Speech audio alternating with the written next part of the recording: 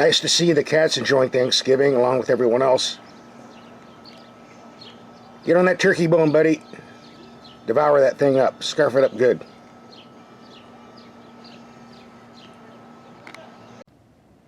If you're shopping for a giant gas-guzzling Nissan truck, you're probably not concerned about global warming, and neither am I, so you won't be offended that I put up 100,000 kilowatts of lights out of my house this year, so I can light up the whole neighborhood. You can see it from outer space. In the meantime, Merry Christmas, and thanks for watching. If you watch my videos, you know that among all the vehicles we got this year, we tested a 2017 Nissan Titan XD Pro X Diesel 2 months ago. There it is, the bright yellow. Yep, Cummins turbo diesel. Done in that snappy looking yellow paint.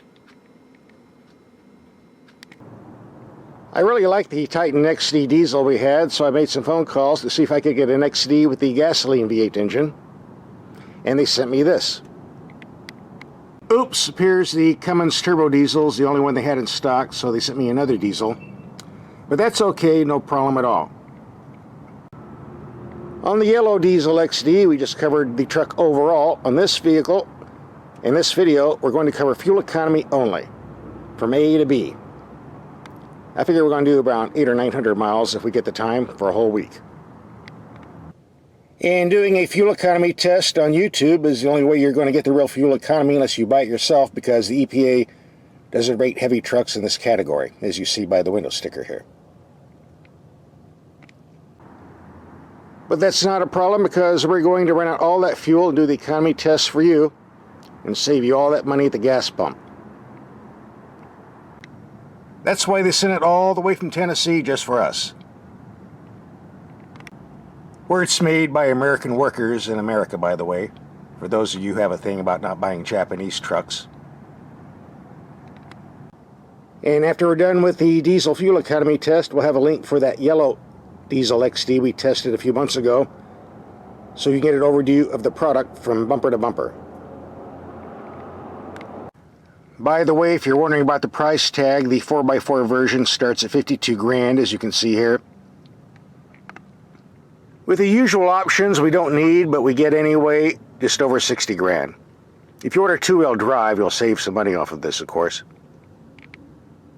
Just for the record, this is a smaller diesel compared to others at 5 liters with 310 horsepower and 555 pounds-feet of torque. If you're strapped for cash, there's always the Titan XD single cab with the diesel engine and two-wheel drive, as you can see on their website, starting at $37,140. Wow, what a deal. Up until now, we've been doing mixed city and freeway commuting, averaging 14.1 mpg. We're going to reset the computer and start doing some highway trips. Like so. According to the computer, filling this 26-gallon tank should give us a range of 345 miles. Well, we'll see what happens with that. If you watch other motor vehicle testers on YouTube, you might have noticed that many of them get very nice fuel economy figures on the freeway. One of the reasons for that is many of them drive at 60 to 70 miles per hour, which to me is kind of cheating. Naturally, you're going to get better fuel economy figures at those speeds than 75 miles per hour, which to me is a real fuel economy test speed. So the speed limit in this state is 75 miles per hour, and we will not be going any slower. Then we'll see what type of fuel economy figures we get off that. This is fuel test number 2. We'll be forced to drive slower, around 55 to 65 miles per hour, because that is the speed limit here and traffic is heavy. So stand by. Okay, we're wrapping up 100 miles. 16.7 is our figure. That concludes fuel economy test number 1. Stand by for number 2. We're taking a different route, going up to 75 miles per hour again. For highway test number 2, we're averaging 76.5 miles per hour, 16.7 mpg. I thought it was going to be better because we were going slower, but we took a different route, and this is what we got. Remind you of your mother-in-law? What's that? This is fuel economy test number 3. We're on a backcountry road where we can maintain a lower speed of around 60 to 65 miles per hour. So this time I'm sure we'll get a far better figure. I'll cross my fingers. Okay, 22 miles, 53.8 miles per hour. Let's see what we got.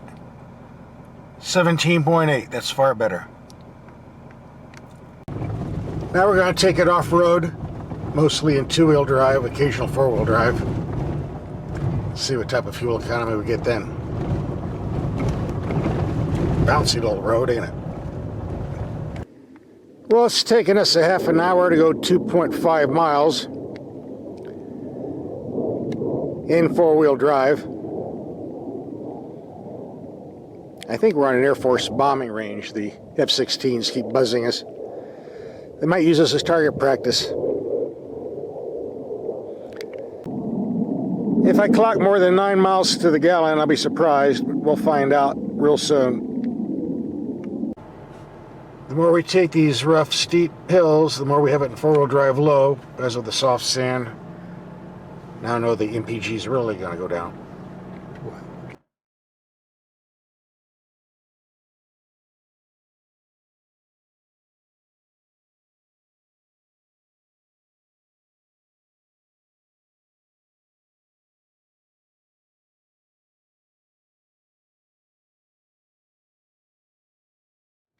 By the way, the suspension does a great job on bumpy roads like this, even with an empty bed, although I do have some wood in the back.